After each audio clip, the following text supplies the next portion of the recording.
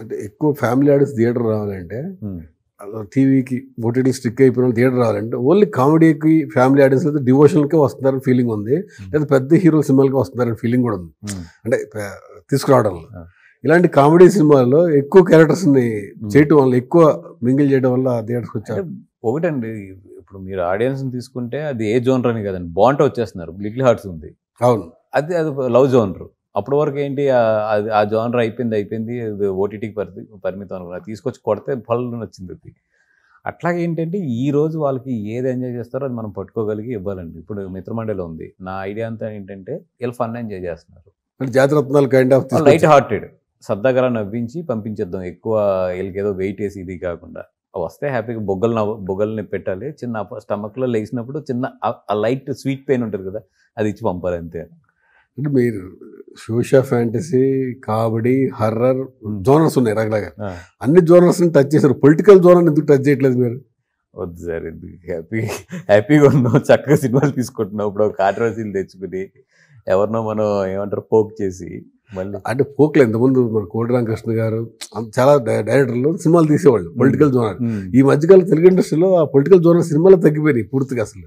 అంటే అప్పుడులో ఏంటంటే గవర్నమెంట్స్ కూడా సినిమాగా చూసి ఏదైనా ఒక విమర్శ చేస్తే విమర్శ కింద చూసి అక్కడ వరకు ఉండేది. ఇప్పుడు తుక్కు తీసేస్తారు, అర్థమైందండి. ఇప్పుడు తుక్కు తీసేస్తారు. ఇప్పుడు వేరు మొత్తం. ఇప్పుడు మేము వాళ్ళ చేతుల్లో ఉన్నాము, ఇప్పుడు మేము వాళ్ళని ఏదో కామెంట్ చేయగలిగాము అని చెప్పి కామెంట్ చేస్తే వాళ్ళు ఎక్కడ నొక్కరు అక్కడ నొక్కుతారు వాళ్ళు. అంత ఈజీగా లేదండి ఇప్పుడు, ఇదివరకు అంత సిస్టమ్ అంత ఈజీగా లేదు.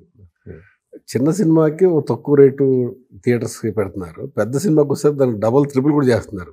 మొన్న అది ప్రీమియర్ షోలు కానీ సపరేట్గా రేట్లు కూడా పెడుతున్నారు. ఇది నిజంగా వైబిలిటీ అంటారు? వన్ థింగ్ అండి, నేను ప్రీమియర్ రేట్స్ వరకు నేను ఇంతకుముందు కూడా చెప్పానండి. అంటే నన్ను చాలా కామెంట్లో నన్ను తిట్టినా కూడా, అంటే మనం మాట్లాడడానికి 800 పెట్టేశారు, 900 పెట్టేశారు అంటారు, కానీ మీ అందరికి తెలిసిన విషయం నిజంగా మనకి ఇదివరకు కూడా బెనిఫిట్ షోలు పడి 3 o'clock 4 o'clockకి, అది పడలేదంటే అబద్ధం. పడేది. ఎంతకి వెళ్ళేదండి టికెట్ బ్లాక్లో? 2000 3000 కూడా అమ్మేవారు. అది నేను చెప్తుంటే నమ్మట్లేదు వీళ్ళు ఎవరు. ఎందుకంటే నేను గ్రౌండ్లో ఉంటాను కాబట్టి, థియేటర్స్ ఉన్నాయి కాబట్టి మనకు తెలుసు అది మన దగ్గర ఎంత కొంటారు, బయటికి వెళ్ళి ఎంతకు వెళ్తుంది అనేది.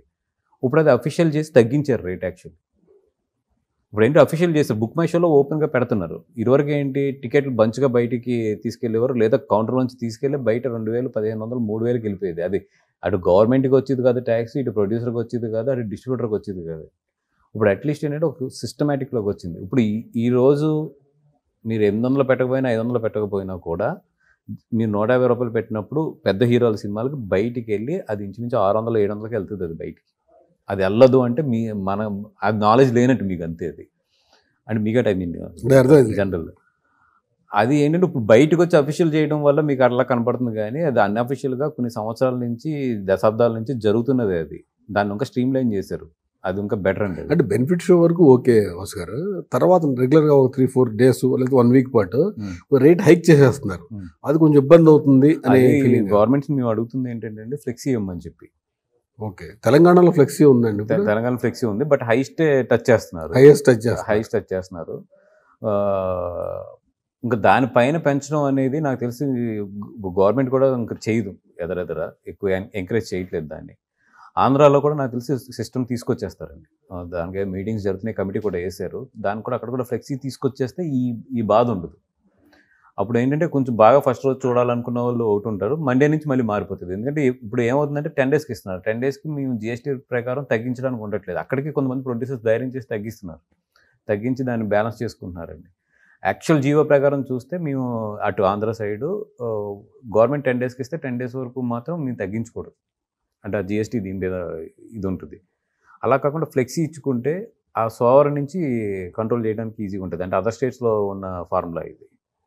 ఒక 2 విషయాలు సార్, ఇప్పుడు సంక్రాంతి అయితే సమ్మర్ అయితే August 15th before Dasara Deepavali ఈ కొద్ది పెద్ద డేట్లుగా చూస్తారు, కానీ ఆ పెద్ద డేట్లకి పెద్ద హీరోలు అందరూ అక్కడే కూర్చుంటున్నారు. అంటే యాక్చువల్గా ఆ పెద్ద హీరోల సినిమాలు ఎప్పుడు వచ్చినా నడుస్తాయి, బేసికల్గా పెద్ద హీరో సినిమాలు ఎప్పుడు వచ్చినా నడుస్తాయి. ఇప్పుడు వాళ్ళకు డేట్ నీడ్ లేదు, వాళ్ళ ఫ్యాన్స్ బేస్ ఉంది కాబట్టి. చిన్న సినిమాలకైతే నీడ్. అంటే రెండు మీరు కంపేర్ చేస్తే మీరేమంటారు దానికి? 100% పెద్ద సినిమాలు సంక్రాంతిలో వస్తే పెద్ద రెవెన్యూ, డిమాండ్. అండ్ వాళ్ళు సంపాదించుకున్న ఒక ఆరా పవర్ దాని వాళ్ళు యూజ్ చేసుకుంటున్నారు. ఇంక ఇక్కడ ఎంత ఎలా ఉంటుందంటే డిమాండ్ వర్సెస్ సప్లై అండి. ఎందుకంటే దిస్ ఈజ్ నాట్ లైక్ ఏదో మన పౌర సరఫరాల కింద ఇది ఆ సిస్టమ్ కాదు. ఇది జనాలు ఏది కోరుకుంటారో దానికి డబ్బులు వస్తాయి అంతే. ఇక్కడ ఆ పండుగలో డెఫినెట్గా వాళ్ళకి క్రేజ్ ఉంటుంది కాబట్టి వాళ్ళు ఎందుకు వదులుకుంటారు. అంటే పెద్ద హీరోలు ఉంటే చిన్న సినిమాకి థియేటర్స్ కూడా దొరకట్లేని పరిస్థితి వస్తుంది కదా. వ్యాపారం సార్, ఇది వ్యాపారం. ఆ రోజు మా ప్రాజెక్ట్కి లేదా మా దీనికి డబ్బులు వస్తాయి అంటే ఏ ప్రొడ్యూసరు ఏ హీరో కూడా వెనక్కి వెళ్ళదు. మనకి అది ఏదన్నా చేయాలంటే గవర్నమెంట్స్ వైపు నుంచి కంపల్సరీ ఇప్పుడు పెట్టారు, కానీ అది అప్లై అవ్వట్లేదు. ఇక్కడ ఏపీలో ఉంది రూల్. యాక్చువల్లీ లాస్ట్ జీవోలో 5 షోస్ ఇచ్చారు పర్మిషన్. కంపల్సరీ ఫెస్టివల్లో ఒక షో చిన్న సినిమా ఇవ్వాలి. అది ఎవరు రూల్ ప్రొడ్యూసర్స్ పాటించరు, డిస్ట్రిబ్యూటర్లు పాటించరు, ఎగ్జిబిటర్ పాటించరు. వాళ్ళు ఏమంటారు, థియేటర్ మాకు పెద్ద హీరో సినిమా పడితే ఫుల్ అవుతుంది, అతనికి రెవెన్యూ. అందుకని ఎగ్జిబిటర్ దాన్ని ఎంకరేజ్ చేయరు. అది గవర్నమెంట్ కొంచెం దాన్ని స్ట్రిక్ట్గా తీసుకుని ఇంప్లిమెంట్ చేస్తే దెన్ ఒక షో నిజంగా దొరికితే చిన్న సినిమాలకి చాలా అడ్వాంటేజ్ అవుతుంది పండుగప్పుడు. అంటే చిన్న సినిమాలకి మీరు అన్నట్టు యాక్చువల్గా ఆ టైంలో వస్తే ఎక్కువ రీచ్ వాళ్ళు కూడా కొంచెం పెద్దగా ఎదడానికి. ఆ జీవోలో ఏంటంటే పర్టికులర్గా పెట్టారు 11 o'clock షో ఇవ్వాలి, అలాగని 8 o'clock షో ఇవ్వడానికి కూడా లేదు. మార్నింగ్ 11 AM షో అనే పెట్టారు. ఆఫ్టర్ 11 AM తర్వాత ఎనీ షో ఒక షో ఇవ్వాలని చెప్పి. బట్ అది అసలు ఇంప్లిమెంట్ అవ్వట్లేదు ఎక్కడ కూడా. అది భవిష్యత్తులో థియేటర్కి ఆడియన్స్ రావాలంటే మీరు చెప్పే సజెషన్ ఏంటి? 2 things అండి. ఒకటి, ఈరోజు ఉన్న ఇంత ఎంటర్టైన్మెంట్లోని, ఈరోజు ఇంత ఎంటర్టైన్మెంట్ అవైలబిలిటీలోనే 100% మనం మంచి సినిమా తీయాలి. మంచి సినిమా తీస్తేనే ఇప్పుడు జనాలు వస్తారు. ఫస్ట్ థింగ్ అది, మనం మంచి సినిమా తీయాలి. సెకండ్, ఇదివరకు లాగా సినిమా బాగున్నా కొంచెం అటు ఇటుగా ఉన్నా కూడా ఒక మినిమం రెవెన్యూ ఉండేదండి. అట్లా రావాలి అంటే 100% ఓటీటీ కొంచెం స్ట్రెచ్ అవ్వాలి. 25 days 28 days ఇంట్లో ఉంటే ఎందుకు వస్తుంది థియేటర్ రాడు. సూపర్ హిట్ సినిమా అంటే వస్తారు. ఈరోజు సూపర్ హిట్ అన్నా కూడా 3 weeks సార్. 3 days కూడా వచ్చేసింది. 3 days ఫ్రైడే మాట్లాడాలంటే 3 days. మండే నుంచి పోయి ఎంత బాగున్న సినిమా ఎంత పెద్ద సినిమా అన్నా కూడా 60% డ్రాప్ ఉంటుంది. మళ్ళీ వీకెండ్ వచ్చినట్టుగా కొంచెం బాగుంటుంది. సో అలా కాకుండా మళ్ళీ లాగా థియేటర్కి అది ఆ కళ చూడాలంటే 100% ఓటీటీ స్ట్రెచ్ పెరగాలి. నేను మొత్తం పోగొడు ఇట్లా మాట్లాడడం కానీ అట్లీస్ట్ ఒక 55-60 daysకి వస్తే మళ్ళీ అగైన్ బాగుంటుంది. బట్ ఈ 28 days వెళ్తే మాత్రం స్లోగా డైల్యూషన్ వస్తుంది. అంటే యూత్ తగ్గిపోతున్నారు, ఎక్కువ మొబైల్లో చూడటానికి దానికి ఇష్టపడుతున్నారు. ఎందుకంటే వాళ్ళకి కంఫర్ట్ ఎక్కువగా అదే ఏమంటారు, ఈ పైరసీ కూడా. ఈ జనరేషన్స్ ఏమవుతాయి అంటే మనందరికి బిగ్ స్క్రీన్ అలవాటు, అవును, పెద్ద సౌండ్ అలవాటు. మనకి స్లోగా వీటి చిన్న స్క్రీన్కి చిన్న సౌండ్కి వచ్చేస్తారు నెక్స్ట్ జనరేషన్. అది ఏమవుతుందంటే మన డిఎన్ఏలోనే చేంజ్ చేసేసుకుంటుంది. ఫార్మేట్ని చేంజ్ చేసుకున్న రోజు నీకు ఎగురుతుంది. దాన్ని కాపాడుకోవాల్సిన బాధ్యత మన మీద ఉంటుంది, ప్రొడ్యూసర్స్ మీద అండ్ ఇండస్ట్రీ మీద. అది ఎప్పుడైతే మనమే దానికి ఒక ఇది ఇచ్చామో అది డైల్యూట్ అవుతుంది. అది కరెక్ట్ చేసుకోకపోతే మాత్రం 100% నెక్స్ట్ 5 yearsలోనే చాలా డైల్యూట్ అయిపోతుంది. నెక్స్ట్ ఈ పర్సనల్ క్వశ్చన్, బన్నీ వాసు గారు అంటే ఇప్పుడు దాకా డిస్ట్రిబ్యూటర్ ఎగ్జిబ్యూటర్గా ఉండే, తర్వాత బన్నీ గారు ఆత్మగా బన్నీ గారు మొత్తం దగ్గరుండి చూశారు.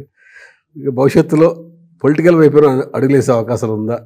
అంటే మీరు లాస్ట్ ఎలక్షన్ మీరు పోటీ చేస్తారని ఊహించాను నేను యాక్చువల్గా. లేదండి, లాస్ట్ ఎలక్షన్లో నిజంగా ఛాన్స్ వచ్చింది. బట్ ఏంటంటే అట్ ది సేమ్ టైం నేను ఫైనాన్షియల్ స్టేబిలిటీ కూడా చూసుకోవాలి. నాకు హెల్ప్ చేసే వాళ్ళు ఉన్నారు, నేను అడిగితే డబ్బులు ఇచ్చేవాళ్ళు ఉన్నారు. ఇప్పుడు కూడా మీరు చూస్తుంటాం, మీరు పాల్గొని వెళ్తుంటారు, మీ కార్యక్రమాలు అన్నీ కూడా ఉన్నాయి. కానీ ఎక్కడో ఏంటంటే ఒకరి మీద డిపెండ్ అయ్యి తీసుకుని అది కొంచెం నాకు ఇబ్బందిగానే ఉంటుంది, ఎవరి దగ్గరికి వెళ్ళి నిలబడాయి అలాగా అనేది. అందుకని చెప్పి ఇంకా లాస్ట్ టైం కూడా ఏమనుకున్నాను. రెండోది ఏంటంటే నాకు ఇంకా సినిమా మీద ప్రేమ చావలేదు, ఇంకా ఏదో చెయ్యాలి ప్రూవ్ చేసుకోవాలనేది ఉంది. రెండింటి మీద కాల్ మాత్రం అవ్వదు.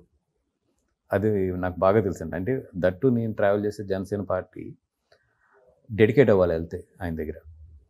లాస్ట్ టైం మీరు కళ్యాణ్ గారు మొత్తం చూసారు, ఓవరాల్గా కూడా కళ్యాణ్ గారి దగ్గర మనం పనిచేస్తున్నాం అంటే ఆయన డెడికేషన్ ఎక్స్పెక్ట్ చేస్తారు అండ్ ఆ బాధ్యత తీసుకోవడం అనేది ఎక్స్పెక్ట్ చేస్తారు. ఇంకా మంచిది ఏంటంటే సార్ ఇప్పుడు నా వల్ల కాదని చెప్తేనే బెటర్ ఆయనకి. అంతే తప్పితే ఇక్కడో కాల్ వేసి అక్కడో కాల్ వేద్దాం అంటే మొత్తం 2 కాళ్ళు ఇరిగిపోతాయి. అందుకని నేను అనుకున్నది ఏంటంటే ఇంకా నాకు ఫైనాన్షియల్ స్టెబిలిటీ రావాలంటే సెకండ్ థింగ్ ఇంకా నాకు సినిమా మీద లవ్ చావలేదు. బట్ ఫ్యూచర్లో అయితే నాకు ఇంట్రెస్ట్ ఉంది 100%. నేను డెఫినెట్గా అయితే వెళ్తాను. Good, all the very best sir. Thank you. అయితే ఈ చిన్న సినిమాలు తీసే కొత్త డైరెక్టర్స్ పెద్ద హీరోలు చెప్పలేకపోతున్నారు కథలు చెప్పాలంటే. త్రూ బన్నీ వాసు అయితే కరెక్ట్, ఈయన చెప్తే మనం రీచ్ కాగలుగుతాం వాళ్ళకని. మీ దగ్గరికి ఎక్కువ రీచ్ అవుతున్నారని ఉన్న టాక్. అంటే నేను ఈ మధ్యలో ఏం చేశానంటే ఇదివరకు ప్రతి కథ ఇనివ్వండి అండి. ఇప్పుడు టీమ్స్ పెట్టేసుకున్నాను ఎక్కడికక్కడ పెట్టుకున్నాను. మంచి కథ వస్తే నా దగ్గరికి వస్తుంది. ఎస్ కథ ఎనీథింగ్ సార్ ఇక్కడ కథే సార్. అవును. కథ అతనిలో ఉన్న అతనిలో ఉన్న టాలెంట్ ఈ రెండే ఇక్కడ. లేదు ఇది మనం ఒక పెద్ద హీరో దగ్గరికి తీసుకెళ్తే మనకు గౌరవం పోదు. ఎందుకంటే పెద్ద హీరో దగ్గరికి వెళ్తుంటే ఫస్ట్ మనం తీసుకెళ్ళేది చాలా బాగుండాలి. ఏదో మనకి యాక్సెస్ ఉంది కదా అని ఆత్మాన్ని తీసుకెళ్తే థర్డ్ టైం ఏంటి వాసు ఎలా ఉన్నా టీ తాగుతావు అని చెప్పి పంపిస్తారు. అందుకని చెప్పి అంత నిజంగా మనం ఇది ధైర్యంగా తీసుకెళ్ళగలం అనుకుంటే మాత్రం నేను 100% తీసుకెళ్తాను. సూపర్, అట్లా తీసుకెళ్ళండి. ఈ మిత్రమండలి ఈ దీపావళికి పెద్ద బ్లాక్ బస్టర్ అయ్యి మీరు ఇంకో 2 years అయితే సినిమాల మీద ఫుల్ ఫోకస్ చేసిన తర్వాత రాజకీయాలు కోరుకుంటున్నా. All the very best. October 16th థియేటర్కి రండి, గట్టిగా ఉంటుంది, నవ్వుకుంటారు. Right, all the best.